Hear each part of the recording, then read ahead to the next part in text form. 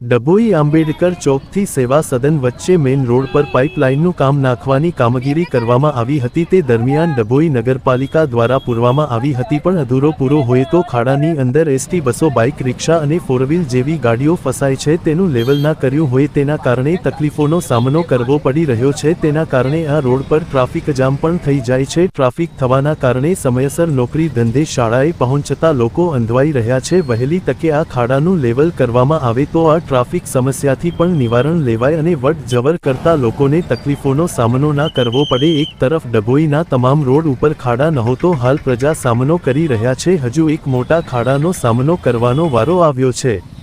ડભોઈ નગરપાલિકા દ્વારા ખાડાને પૂરવામાં આવ્યો છે, પણ ગાંડાહો લેવલ ના હોય અને માટી બેસી જતી હોય, જેના કારણે એસટી બસો, રિક્ષા, બાઇક અને ફોરવ્હીલ ગાડીઓ ફસાય છે। તેના કારણે મોટો ટ્રાફિક જામ થઈ જાય છે। અવરજવર કરતા લોકોને મુશ્કેલીનો સામનો કરવો પડી રહ્યો છે, જેના કારણે નગરપાલિકાના તંત્ર વહેલી તકે એનું કોઈ નિરાકરણ લાવે તેવી માંગ ઉઠવા પામી છે।